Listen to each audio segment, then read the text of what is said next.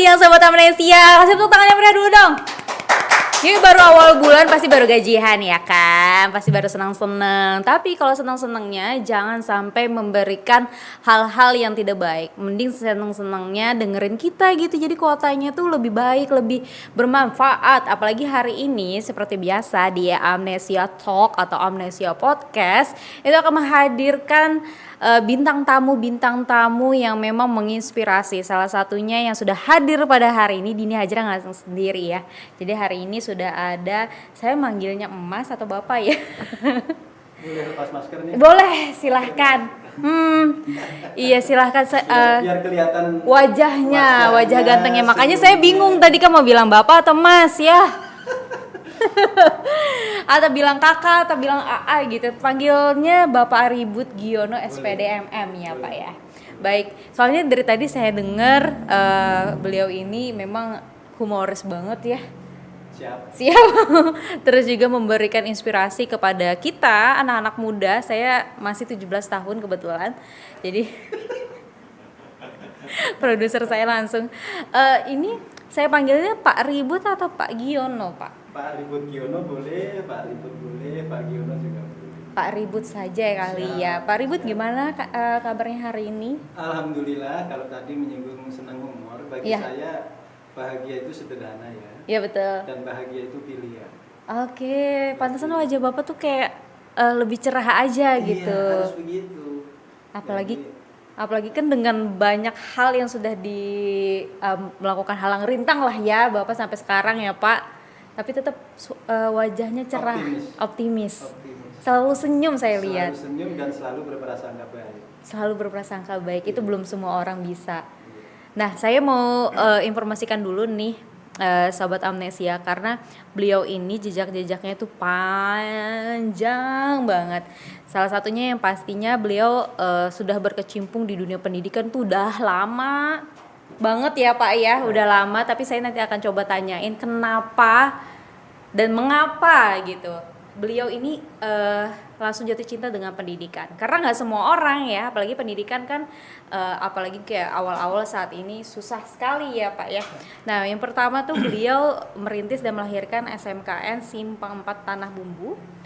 Terus juga mendirikan gerakan Indonesia Memanggil ya. Dan merintis berdirinya Politeknik Batu Licin bersama Yayasan 69. Beliau juga aktivis pencaksilat loh. Wow. Terus jabatan beliau dalam organisasi sosial juga banyak. Ada Sekretaris KONI Tanah Bumbu, Wadir 1 Poli Bali Tanbu, Ketua TSC Indonesia. Terus beliau adalah Ketua Perwakilan Pusat PSHT Kalimantan Selatan, Ketua Lemdiklat PSHT Pusat, dan beliau juga pernah dikirim gitu ya Pak. Siap. Ya ke Sydney, Australia pada tahun 2016. Benar. Terus juga beliau adalah Kepala Sekolah SMK berprestasi tingkat nasional untuk prestasinya sendiri dan pernah kursus singkat kepemimpinan pendidikan di Melbourne, Australia. Siap, 2018. Berarti panjang banget nih Pak. Ya kalau mau tepuk tangan oke.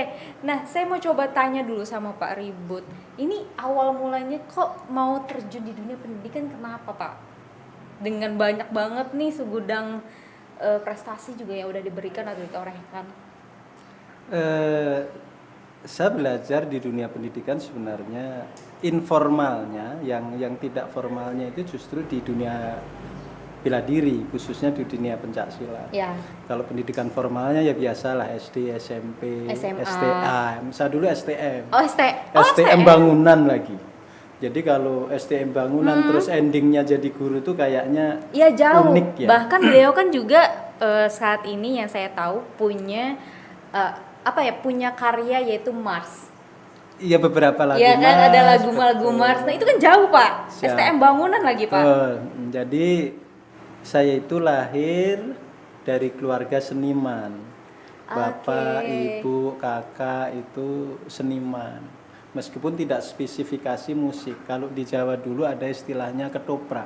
Bukan ketoprak makanan ya. Iya bukan. Langsung lapar siang-siang gitu ya Pak ya. Kalau di sini ada istilah mamanda. Kalau di Jawa waktu saya kecil itu orang tua saya itu punya punya grup kesenian namanya Ketoprak. Di hampir sama kayak teater gitu ya Pak? Ya, teater, dan di situ memang ada musik, ada drama, ada rupa, kemudian ada teaternya, ada skenario, dan seterusnya. Secara tidak langsung itu menjadi wahana edukasi saya karena saya lahir di situ, dibesarkan di situ.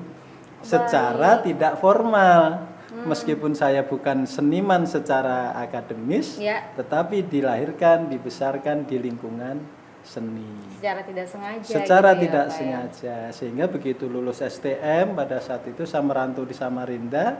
Di situ ada lembaga pendidikan yang membuka kursus 8 bulan, namanya PG SMP, Pendidikan Guru Seni Musik tingkat SMP, hanya 1 tahun lah. Lulus dari situ 1 tahun, kemudian saya di Amunte, mengikuti pendaftaran CPNS. Pas lulus menjadi guru SMP tahun 90. Tapi itu memang Bapak keinginan? Keinginan, artinya mengalir begitu saja. Ternyata nilai-nilai edukasi yang saya pelajari di luar pendidikan formal itu membentuk saya untuk menjadi seorang pentransfer informasi edukasi. Sehingga saya tertarik untuk masuk D1 Seni Musik pada saat itu. Baik, itu tahun berapa Pak? Tahun 90, 89, 90. Begitu lulus, saya ke Amunte, kemudian mendaftar CPNS di Amunte, ditempatkan di SMP 2 Mula Warman, yang dulu namanya SMP Seroja. Baik. Iya, jadi tahun 91 sampai tahun 95 saya mengajar di SMP 2 Mula Warman. SMP 2 Mula Warman. Betul, mengajar seni musik. Itu awalnya? Awal mengajar seni musik, tapi di Amunte sudah mengajar seni musik, tapi masih status tenaga honor. Ternyata menjadi tenaga honor di Amunte pada saat itu menjadi wahana lagi pembelajaran pada diri saya. Menjadi guru itu asik. Seru gitu. Seru, asik, dan memiliki nilai yang luar biasa menurut saya. Tidak bisa dinilai dengan uang, tidak bisa dinilai dengan hadiah, dan seterusnya. Lalu menjadi guru di Amunte itulah yang menjadikan kebulatan saya untuk terus terjun di dunia pendidikan. Baik, jadi itu awal mulanya kenapa Bapak terjun di dunia pendidikan. Padahal jauh juga ya dari STM bangunan, malah tiba-tiba jadi seni. Ya memang sudah di dalam lingkupnya di ini ya, seninya masih terus mewarnai saya. Baik. Dan yang menguatkan lagi diri saya kenapa saya mencintai pendidikan, tadi saya cerita dengan teman-teman di luar situ. Pada tahun 2002 ketika saya mengikuti diklat TOT di Malang 14 hari, itu adalah salah satu peserta diklat justru dari Kalimantan Selatan yang menanyakan dan mengatakan kepada narasumber pada saat itu Bapak ya? Bukan, malah orang Kalimantan asli. Beliau mengatakan bahwa sumber daya manusia di Kalimantan Selatan itu berbeda jauh dengan sumber daya manusia di Pulau Jawa. Jadi nggak mungkin orang Kalimantan Selatan itu bisa sepintar orang Jawa. Sebelum Prof pada narasumber itu memberikan jawaban, saya angkat tangan. Izin Prof, sebelum saudara saya tadi dijawab pertanyaannya, saya ingin menjawab dulu Prof. Oh silahkan. Si narasumber dari UM tadi. Jadi Prof, satu, saya tidak setuju dengan pernyataan saudara saya dari Kalimantan Selatan yang mengatakan bahwa SDM di Kalimantan Selatan itu kalah dengan SDM dengan saudara-saudara kita di Pulau Jawa. Apa analisa Anda? Nah, saya jawab, saya orang Jawa, saya mengabdi di Kalimantan Selatan, dan saya tahu persis murid-murid saya di Kalimantan Selatan. Tidak kalah hebat, tidak kalah pintar dengan murid-murid yang berada di Pulau Jawa. Masalahnya adalah di Pulau Jawa infrastrukturnya mudah, integritas pengajarnya sudah tinggi, bagus, proses edukasinya bagus, optimal. Sementara di daerah-daerah di luar Jawa, infrastruktur, praktikum, integritas tenaga pendidiknya masih di bawah rata-rata. Itulah yang menyebabkan hasil proses itu tidak sama dengan hasil proses yang berada di Pulau Jawa. Jadi bukan masalah sumber daya manusia muridnya yang rendah, tetapi proses edukasinya yang belum berhasil. Belum sama dengan Belum yang di sama Jawa. dengan yang di Jawa. Benar. Itulah yang langsung memotivasi saya. Saya harus membuktikan bahwa lembaga pendidikan yang saya kelola tidak kalah hebatnya dengan lembaga pendidikan di luar Tanah Bumbu atau di luar Kalimantan Selatan. Nah itu yang saya juga mau tanya, dan kayaknya semua orang yang warga kota Banjarmasin dan Kalimantan Selatan gitu ya, yang pengen nanyain kenapa harus di Kalimantan, padahal kan Bapak lahir di Jawa, Betul. besar di Jawa, Betul. kemudian langsung ke Samarinda saat itu, Iya. dan langsung mengabdi di dunia Amuntai dan pendidikan. juga di Banjarmasin itu di dunia pendidikan saat itu gitu ya. Yang itu padahal 1990, 91, 92 ya masyarakat masih nggak ngerti gitu loh Pak. Jadi kalau sekarang saya boleh tanya sama Mbak. Apa tuh, Pak? Setuju enggak kalau pelayanan pendidikan di Jawa dengan di luar Jawa itu beda? Beda, ya, Iya. saya setuju kalau itu. Itulah yang memotivasi saya kenapa saya harus keluar Jawa.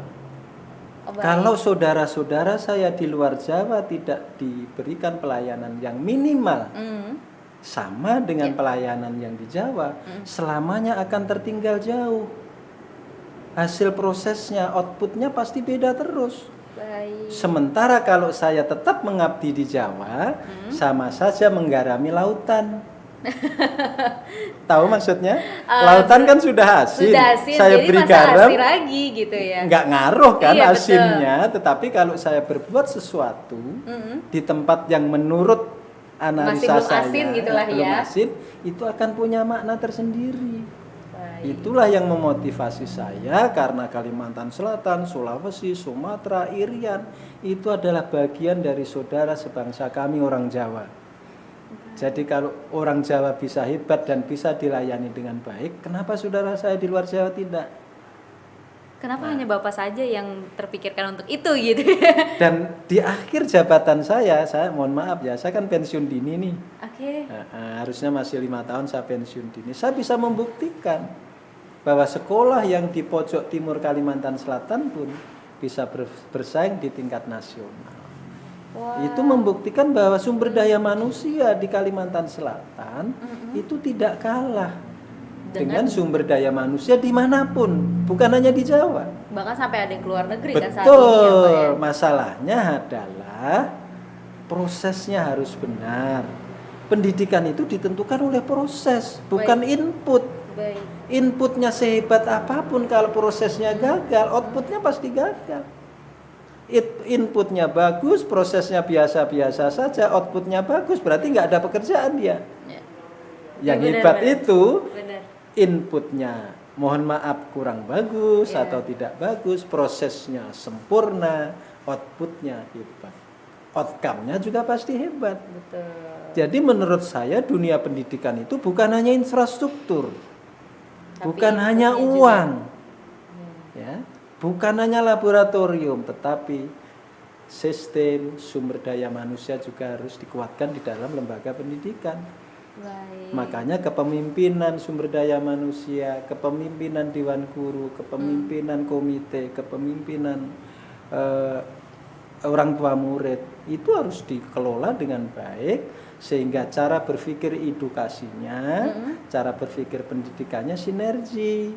Oke. Nah, orang tua murid merasa sekolahan itu hebat dari luar. Ya, istilahnya murid-muridnya berprestasi, udah sering dapat juara 1, 2, 3, tapi nggak tahu bagaimana lingkungan keluarganya. Betul.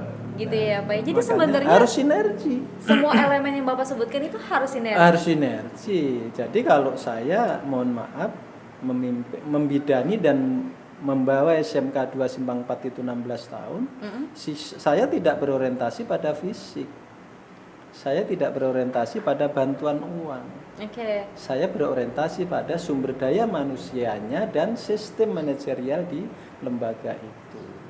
16 Contoh nih misalnya, sekolahan saya kelasnya kurang, tapi gurunya penuh integritas. Saya buatkan tenda, jalan.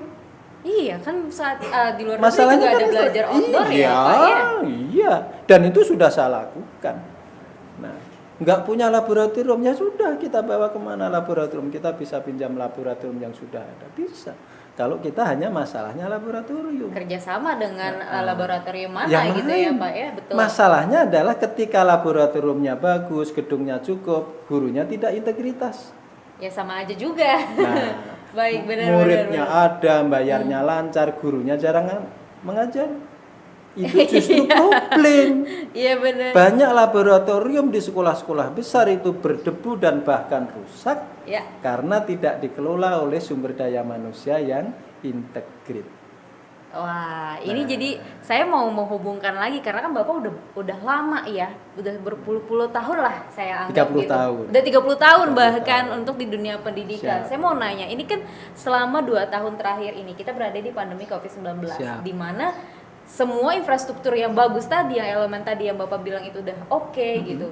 Tapi nggak bisa digunakan karena kita harus online. Nah itu gimana Pak saat ini? 1 tahun bahkan 2 tahun sebelum COVID muncul, kami sudah terus melakukan diklat teknologi 4.0. Oke, 4.0 ya? Iya, itu sudah. Meskipun tidak semua guru melek pada saat itu. Karena dianggapnya ini apalagi sih. Tapi terus saya lakukan diklat itu untuk guru, untuk staf, untuk wakasek. Terus saya nggak masalah kepala sekolah tidak menguasai itu. Ya. Tetapi pelaku proses harus wajib. Okay. Karena yang menentukan keberhasilan proses di kelas itu bukan kepala sekolah, tapi guru.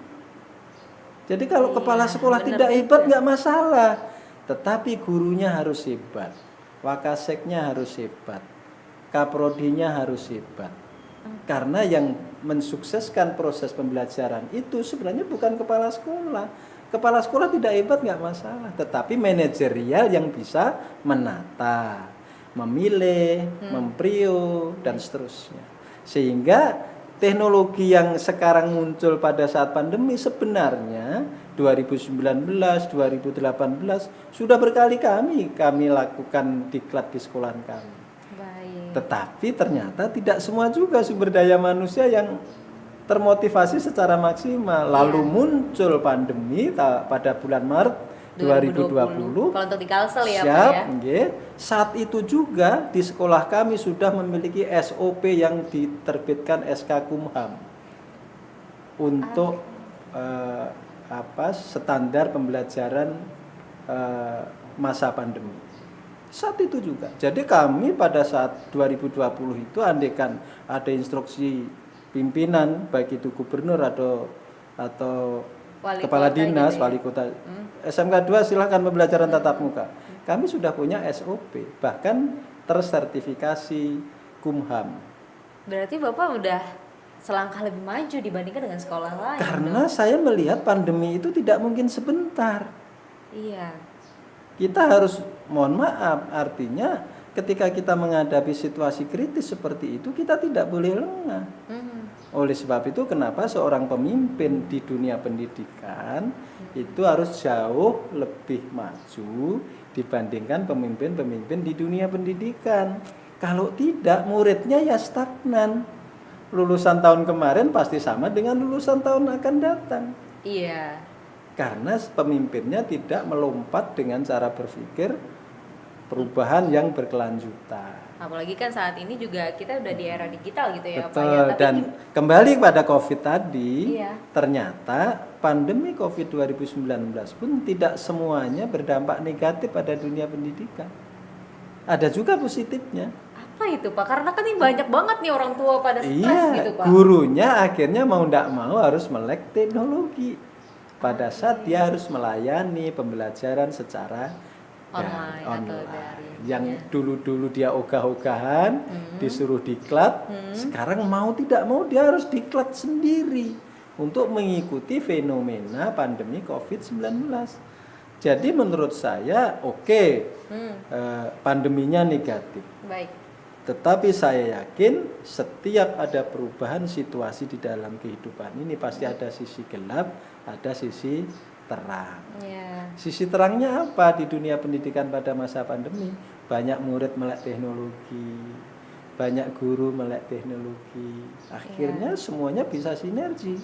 Andai kan pada 2021 atau 2022 nanti pembelajaran sudah mulai lagi dilakukan secara tatap muka, harusnya tidak ada lagi problem tentang teknologi pembelajaran. Harusnya. Baik, Pak. Saya langsung kayak wow, berarti sekolahan ini udah lebih dulu, udah ya satu langkah di depan gitu, yang dimana sekolah lain, guru-guru lain itu tuh masih ini bingung gimana ya, ini gimana cara zoomnya ya gitu, atau bagaimana nih harusnya kita belajar kayak SOP yang Bapak bilang tadi tuh gimana gitu. Tapi ada juga penelitian yang bilang kalau ternyata skill anak itu malah turun saat online ini, karena kan kebanyakan nih bahkan sampai ada meme-nya gitu ya Pak ya, bahkan ada orang tua yang malah belajar bukan anaknya. Itu gimana Pak? Menurut saya itu tidak mewakili lah keseluruhannya. Tidak semuanya begitu ya Pak ya? Karena saya juga punya murid, saya juga orang tua murid, saya juga guru. Artinya saya bisa melihat dari tiga pilar. Ya? Okay, baik. Pilar sebagai guru saya bisa melihat, pilar sebagai orang tua murid saya bisa melihat, pilar sebagai guru, orang tua murid, sistem saya juga melihat. Tidak semuanya demikian. Menurut saya banyak kok hasil-hasil yang didapatkan oleh anak kita ketika pelajaran online itu. Tinggal orang tua di rumah itu bagaimana mengelolanya. Ketika anak-anak itu harus pegang handphone, laptop, dan seterusnya. Iya benar. Jadi ketika ada orang tua ngeluh itu, saya sering jawabnya juga dengan guyon sih. Apa ya Pak? Jawabnya nih Pak. Mohon maaf ibu atau bapak, anak ibu berapa sih yang belajar di rumah secara online? Yang SMP 1 Pak, yang SD 1. Oh cuma 2 ya. Ibu bisa membayangkan dong, ketika ada guru, 1 orang dia harus melayani 35 orang. Iya betul. Itu menurut saya juga edukasi. Ketika selama ini orang tua merasa sibuk dengan aktivitas orang tua, seolah-olah murid itu diserahkan begitu saja kepada sekolah. Jadi mengabaikan tugas orang tua dalam gitu. Tanda kutip loh ya. Betul ya, tanda kutip. Pokoknya nih, kalau sudah di sekolah segalanya sekolah. Diserahkanlah pokoknya semuanya seutuhnya gitu ya kalau Pak. sukses itu anakku, kalau gagal siapa gurunya. Nah kan begitu ya. Iya benar. Yang sering terjadi kan begitu, karena tidak ada keterlibatan orang tua terhadap proses pembelajaran anak di sekolah. Sekali lagi, sisi positif dari pandemi COVID ini bagi orang tua harusnya introspeksi diri. Baik. Mengajari satu anak aja susahnya seperti ini, bagaimana ya? Yang 30. Kalau 30. Ada kan juga dalam satu kelas bisa 40 ya Pak. Bisa pagi sore. Iya. Saya di SMK yang dulu tempat saya mengajar itu Mbak, itu jam 7:30 belajar, jam 2 sebagian pulang, jam 2 lagi sebagian masuk. Yang lain sudah rekreasi sore, guru-guru kami jam 6 baru pulang. Nah, artinya kesulitan seperti itu tidak mungkin dirasakan oleh orang tua murid yang hanya punya 1 anak atau 2 anak. Dan itu juga udah mulai, aduh aku stres banget deh sama mereka gitu kan. Iya kan? Nah, iya. Oleh sebab itu ini juga sisi positif bagi orang tua murid. Jadi menurut kita harus sepakat nih, bahwa kesuksesan pendidikan itu ditopang 3 pilar. Baik, apa aja tadi Pak? Ya, pertama keluarga, kedua masyarakat, dan ketiga pemerintah. Pemerintah itu diwakili sekolah kan? Oh baik. Nah, keluarga itu harus ikut berkontribusi terhadap pendidikan. Minimal lah menyiapkan bukunya, menyiapkan uang sakunya, baju seragamnya, dan seterusnya. Benar, apalagi kalau udah ada PR jangan misalnya berangkat salim, pulang salim, itu kan sudah edukasi di rumah. Betul. Nah, pulang terlambat ditanya, pulang cepat ditanya, jangan-jangan pulang cepat karena bolos. Iya. Nah, atau pulang terlambat dikiranya ada ekskul, padahal tidak. Itu juga harus ditanya dong orang tua. Kenapa kok pulang cepat? Wanu, Bu atau Ma atau Ba. Selama ini kan tidak, karena orang tua ternyata juga tidak ada di rumah. Iya. Kemudian setelah keluar dari rumah, di situ ada masyarakat.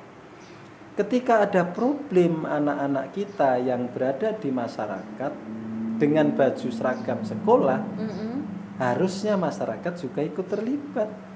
Iya betul. Tapi yang terjadi kan fenomena saat ini kan pembiaran. Betul. Paling tuh murid mana itu cuman begitu saja. Iya, atau palingan diviralin gitu Diviralin. ya. Iya. Padahal harusnya masyarakat juga viral kedua keberhasilan dunia pendidikan. Oh ternyata masyarakat kayak saya misalkan nih ketika di jalan ngelihat ada pakai baju putih abu-abu, Iya. lagi main game, Misalnya itu juga harus Oke. Imba harus ikut juga terlibat mengedukasi minimal. Cuman masalahnya nanti akan kita bahas kenapa kalau dulu mau negur sekarang kok nggak mau negur. Bisa jadi takut kalau orang tuanya marah Iya. kan. Kak. Pasti nanti tiba-tiba ngapain sih negur-negur anak orang gitu kan. Itulah makanya keluarga juga harus menyadari bahwa di masyarakat itu ketika Anda di masyarakat Anda juga bagian dari masyarakat. Iya, Anda juga berhak juga negur anak orang. Sebaliknya anak Anda juga berhak juga ditegur oleh anak orang. Harusnya itu terkolaborasi. Setelah sampai di gerbang sekolah, masyarakat, orang tua okelah istirahat 8 jam. Baik. Serahkan sepenuhnya kepada pemerintah.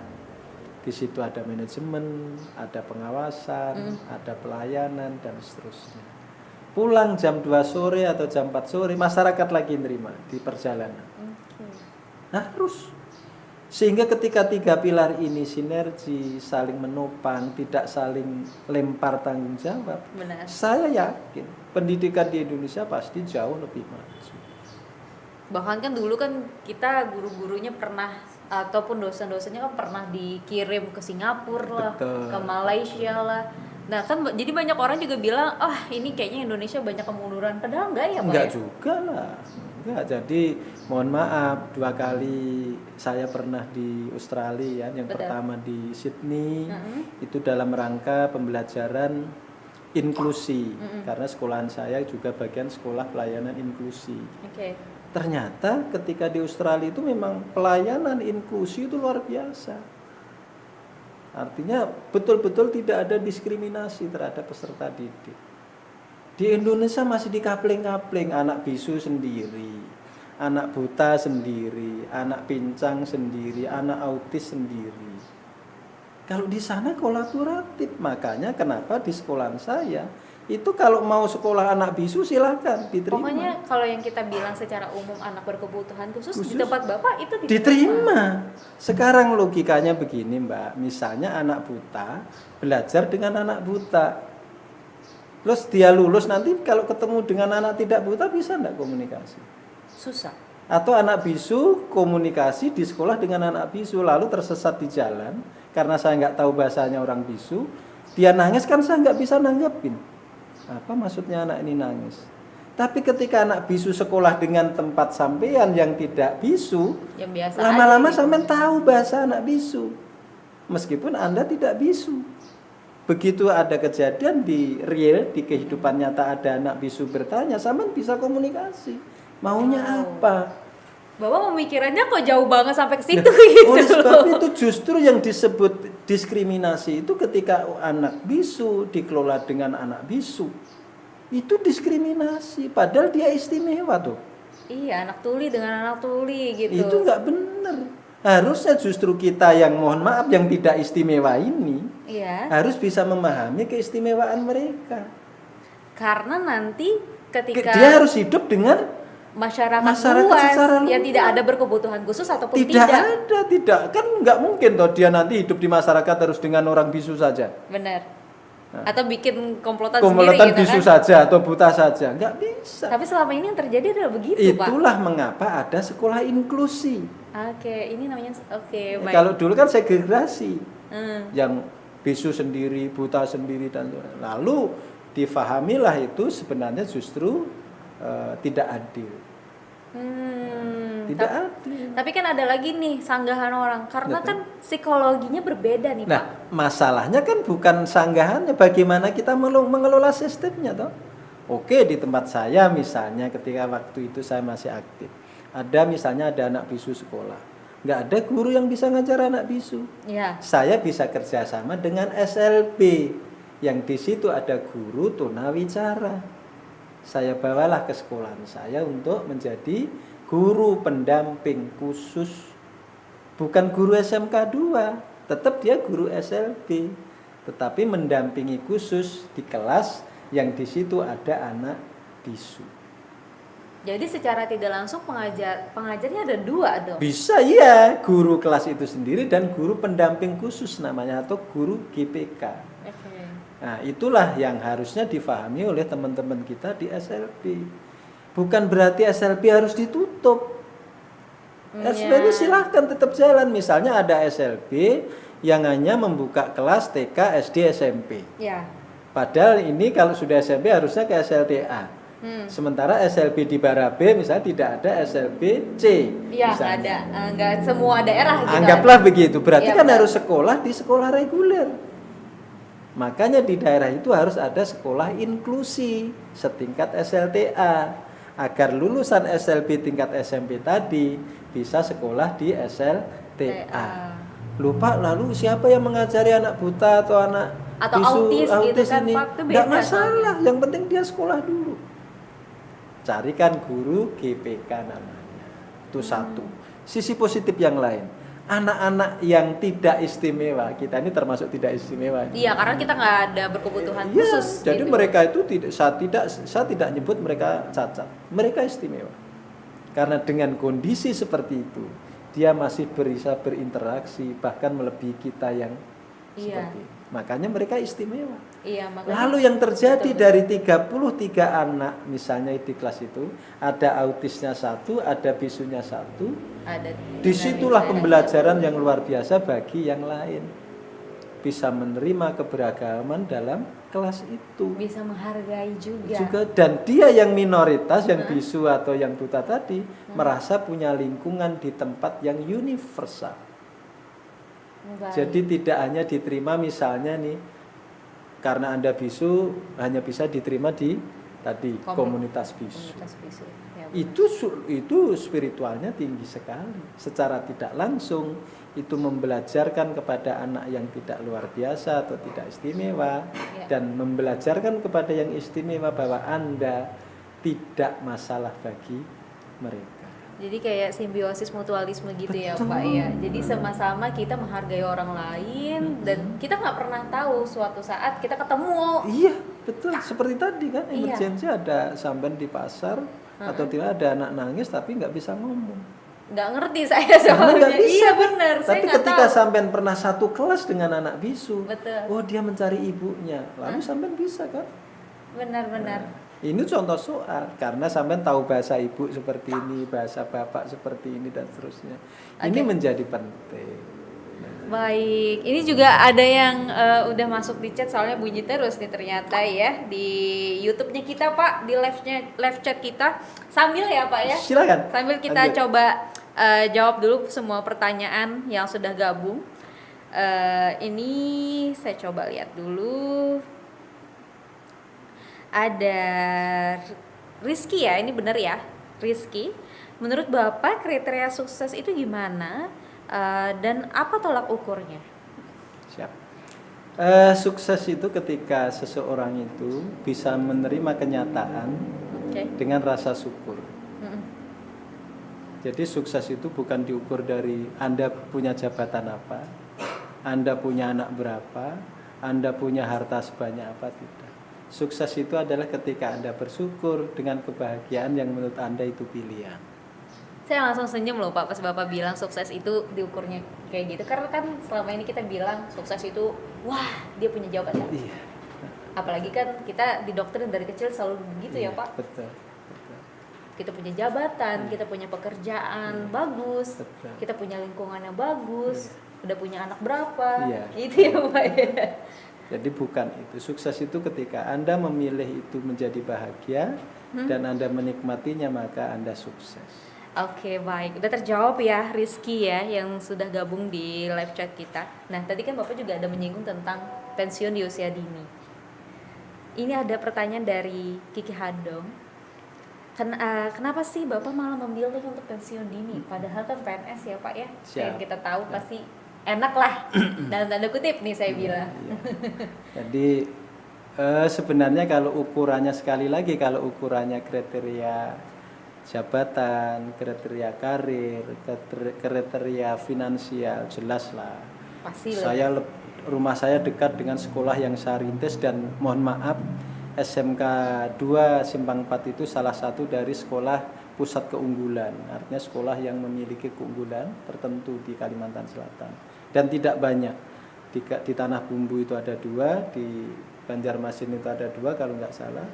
Ada beberapa yang artinya dari sekian SMK itu tidak lebih dari 10 SMK yang menjadi pusat keunggulan. Salah satunya SMK 2. Oke. Kenapa saya mengambil pensiun dini? Sebenarnya bukan tahun 2021 saya mengajukan itu.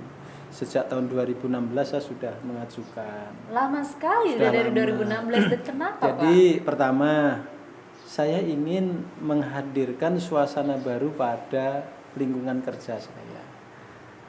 Karena kalau saya menggunakan istilah anak buah bukan berarti mereka lebih rendah dari saya. Dia juga berhak mendapatkan suasana baru dengan pemimpin yang baru. Itu prinsip buat saya.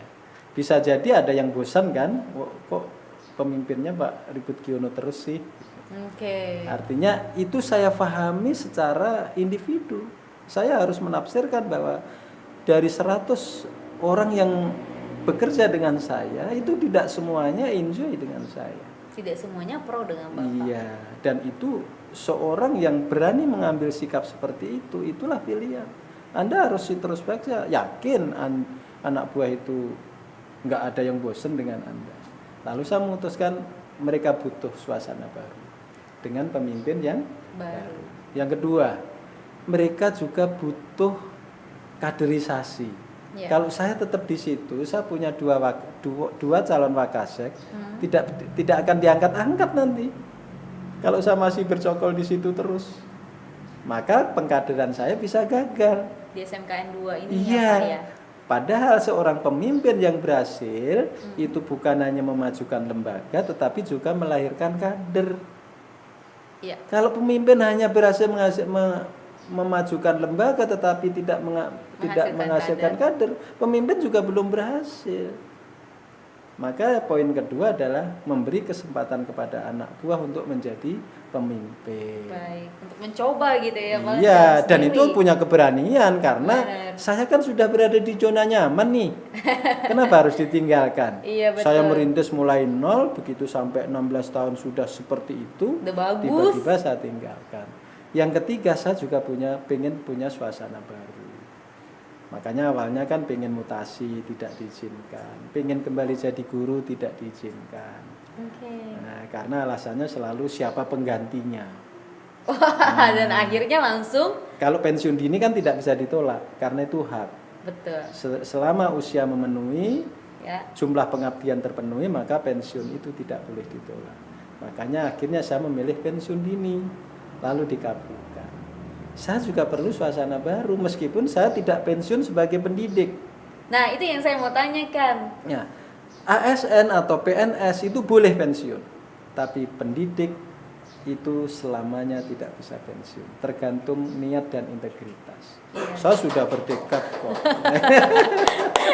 Iya, saya sudah bertekad, pokoknya sampai saya wafat, saya tetap mencintai status sebagai guru, bukan sebagai PNS. Artinya sebagai guru itu tidak ada kata pensiun. Kan saya masih boleh dong misalnya menjadi guru honor, meskipun tidak dibayar. Guru namanya. Loh, serius. Loh, betul. Artinya saya tidak mempensiunkan diri saya sebagai guru. Saya hanya pensiun sebagai ASN. Saya tidak lagi menjadi pejabat negara. Tetapi saya sebagai pelayan publik di dunia pendidikan, iya, nggak ada pensiun. Saya bisa mengajar di mana saja kalau mau kan, atau diperlukan saya siap. Dimanapun nggak masalah. Artinya orang banyak menyalah tafsirkan, misalnya sebut saja polisi katakanlah, yang pensiun kan statusnya sebagai polinya, tetapi sebagai pribadi mengemban keamanan kan tetap dong. Iya. Tentara juga begitu kan, yang pensiun kan statusnya sebagai tentara, tetapi jiwa tentaranya nggak boleh dong pensiun. Jadi kalau ada guru pensiun lalu menikmati pensiun dengan tidak berbuat apa-apa di dunia pendidikan, itu menurut saya salah. Karena selama ini guru sesungguhnya bukan pekerjaan. Guru itu pengabdian. Karena dia tidak bekerja, lalu pemerintah memberikan insentif yang disebutnya gaji guru, lalu gaji sertifikasi sebagai profesi. Betul. Kalau dia mungkin sambil kerja, mungkin malah jadi gurunya nggak dibayar kan?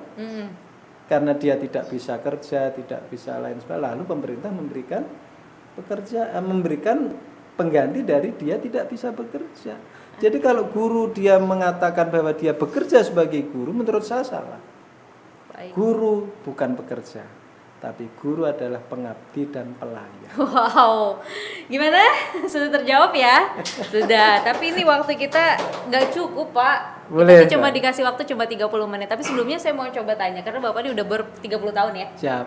Suka dukanya apa sih Pak di dunia pendidikan ini? Kayaknya duka nggak ada deh ya. Ya, makanya tadi kan kita selalu melihat sisi gelap maupun sisi terang itu dengan selalu cara berpikir positif. Misalnya ketika ada guru menghadapi anak yang nakal, lalu dia mengatakan anak nakal, males aku mengajar. Itu kan dia melihat sisi gelap dengan kegelapan. Harusnya itulah sisi gelap yang harus dikelola dengan cara yang baik sehingga dia menjadi terang.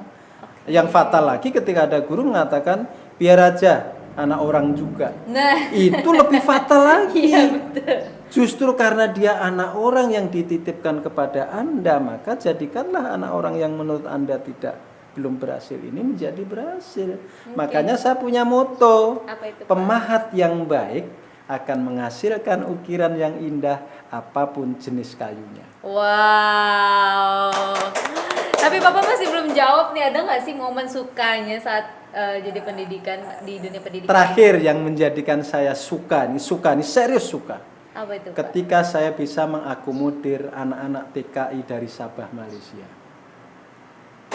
Jauh. Itu saya sangat suka. Padahal sulit kan, orang bayangkan aja sulit kan. Dari Sabah, Malaysia saya ambil sekolah di SMK 2 Semangpat. Kok bisa, Pak? Nah, makanya saya punya program namanya Indonesia Memanggil. Program Indonesia Memanggil itu memanggil anak-anak TKI di kebun Sabah, Malaysia untuk pulang ke Indonesia mendapatkan hak-haknya sebagai warga negara Indonesia. Itu warga Indonesia sebenarnya. Iya, kan anak TKI. Tapi kan TKI ilegal yang hidup bertahun-tahun di kebun Sabah, Malaysia. Benar. Itulah terakhir yang saya merasakan kebahagiaan luar biasa. Berapa puluh orang waktu itu, Pak? Ini panjang lagi ya sebenarnya. Jadi tahun 2013 saya pernah di Sabah atau di Kinabalu, ada kegiatan organisasi pencak silat. Pagi harinya saya dipanggil oleh Pak Konjen RI, Pak Supeno Said waktu itu. Beliau curhat bahwa di Sabah, Malaysia itu ada sekitar 50.000 anak berpotensi pendidikan tapi tidak terlayani dengan baik. Lalu di ujung itu ya karena di luar negeri juga kan. Di samping itu memang orang tuanya rata-rata imigran gelap. Ya. Artinya dokumentasinya bodong semua sehingga tidak bisa dilayani dengan baik. Pak Supeno Said waktu itu lalu mengatakan, Pak Gion bisa enggak bantu? Apa Pak? Anak-anak bisa sekolah di sekolah. Oh bisa Pak. Pulang dari Sabah tahun 2013 saya mikir gimana ya agar anak-anak itu masuk di sekolah saya tetapi formal secara lembaga. Bukan hanya datang lalu sekolah gitu aja enggak. Lalu saya membuat program namanya Indonesia Memanggil. 2014 saya ke sana lagi MOU dengan SIKK Sekolah Indonesia Kota Kinabalu didampingi oleh Pak Konjen, lalu datanglah pertama kali itu 10 orang. Gratis 100%. Penginap, rumah, makan, sekolah, baju, semua gratis. Kecuali kematian aja yang saya nggak jamin. Takdir itu soalnya Pak. Sampai akhirnya dari 10 itu 4 orang bisa belajar lagi di Cina dengan gratis. Saya bisa membuktikan bahwa anak-anak TKI di Sabah, Malaysia sekali lagi mereka tidak kalah hebat dengan warga negara Indonesia yang berada di Indonesia. Lalu bersambung, akhirnya pada tahun 2018 saya menggandeng 10 sekolah lagi untuk menampung lagi anak-anak Malaysia itu kayak Kalsel. Tercatat sampai sekarang kurang lebih 100 pelajar dari Sabah, Malaysia yang tersebar di 10 SMK di Kalimantan Selatan. Wow. Ayo, semangat nih. Jadi kalau yang biasanya, apalagi yang kita tuh udah dikasih pemerintah wajib belajar 9 tahun. Bahkan sekarang kan udah naik 12. lagi nih jadi 12 ya Pak ya. Udah dikasih gratis gitu sama pemerintah. Nah, sekarang tinggal kitanya lagi. Apakah mau apa enggak? Betul. Sama kadang-kadang ya lingkungan ya Pak ya. Karena kebutuhan ekonomi kadang-kadang ya Pak. Saya boleh koreksi ya tentang ekonomi tadi. Boleh Pak, ini sekaligus jadi closing kita hari ini ya Pak. Jadi kita semua harus memahami dan harus membuka lagi wawasan edukasi kita bahwa pendidikan itu tidak harus mahal dan tidak harus jauh dari rumah. Karena pendidikan itu bisa dilakukan dengan paket A, paket B, paket C. Dan itu sama dengan sekolah reguler.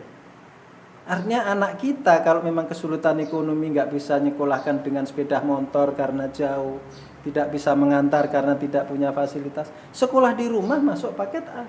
Apa salahnya sih? Kalau lulus SD, nggak ada bedanya. Nggak ada bedanya dong, itu startanya sama, hanya bedanya dikelola secara paket dan yang lain di sekolah dikelola secara reguler. Bedanya hanya tatap muka langsung dengan guru dan daring seperti sekarang ini. Artinya lulus SD masih bisa kok sekolah di sekolah umum meskipun dari paket A. Lalu apa bedanya dengan lulus paket SD yang reguler? Sama saja. Nah, andekan itu juga lulus juga paket A sama dengan lulus paket SD atau SD. Ijazahnya untuk apa? Juga nggak bisa digunakan untuk apa-apa masih SD. Iya. Lalu dia melanjutkan lagi yang lulus lulus SD melanjutkan ke SMP. Yang lulus paket A melanjutkan ke paket B. Sama saja. Toh mau lulus paket B bisa kok sekolah di SMK, SMA. Sama saja dengan lulus di SMP. Dan andaikan sama-sama lulus paket B dan lulus SMP, untuk apa lagi ijazahnya? Juga belum bisa digunakan lagi. Iya, lalu misalnya kedua-duanya lulus mendaftar di sekolah yang sama. Satu paket A, paket B, lalu SMA. SD, SMP, SMA. Ketemu di sini satu bangku. Sama-sama jurusan IPA misalnya atau IPS. Loh bisa. Apa salahnya? Di sini bisa lebih murah biayanya. Di sini harus sekolahnya harus hebat, bayar SPP yang mahal, seragam yang berlebihan dan seterusnya. Nah ini perlu kita edukasi juga masyarakat bahwa pendidikan itu wajib, tapi mahal yang tidak wajib. Pendidikannya wajib, tapi mahal yang tidak wajib. Nah, oleh sebab itu yang paket C lagi, misalnya nggak mau juga dia ke SMA reguler, dia sambil jualan di pasar, sambil bantu orang tua di rumah. Masih belum cukup gitu ekonominya. Iya, katakanlah begitu, dia bisa paket C kok. Begitu 3 tahun dia lulus paket C, yang ini lulus SMA, kuliah sama-sama di Unlam. Ketemu lagi, sama saja. Lalu apa masalahnya dengan pendidikan? Tidak ada. Selama ini masyarakat hanya terobsesi sekolah itu harus gedung megah, harus labelnya A, B, C dan seterusnya, yang SPP-nya mahal, yang gurunya dalam tanda kutip dari luar negeri. Itu omong kosong. Karena sesungguhnya belajar adalah ketika mereka sudah tidak belajar di sekolah. Itu baru belajar yang sesungguhnya seperti Mbak. Ketika Mbak sekolah dari SD, TK sampai S1, itu belajar secara teori. Belajar sesungguhnya adalah ketika Mbak berada di sini. Betul. Dinilai oleh masyarakat, dinilai oleh pimpinan, dinilai oleh rekan kerja meskipun tidak dengan angka. Tidak menggunakan raport. Tidak tapi itu justru nilai yang sesungguhnya. Saya bisa menilai Mbak angka 8 misalnya nih karena anak pejabat. Ketika sekolah. Atau karena teman, anak teman. Berarti nilai 8-nya tidak fair dong. Tapi ketika Mbak bekerja di masyarakat lalu dinilai orang dengan bisik-bisik, orang itu loh, dengan jempol disembunyikan, Mbak nggak tahu Mbak. Ini real, tapi tidak ada angka yang Anda bawa pulang. Makanya kampus yang sesungguhnya bukan dengan label, tetapi kampus yang sesungguhnya adalah kehidupan nyata inilah. Oke, tepuk tangan yang meriah dulu.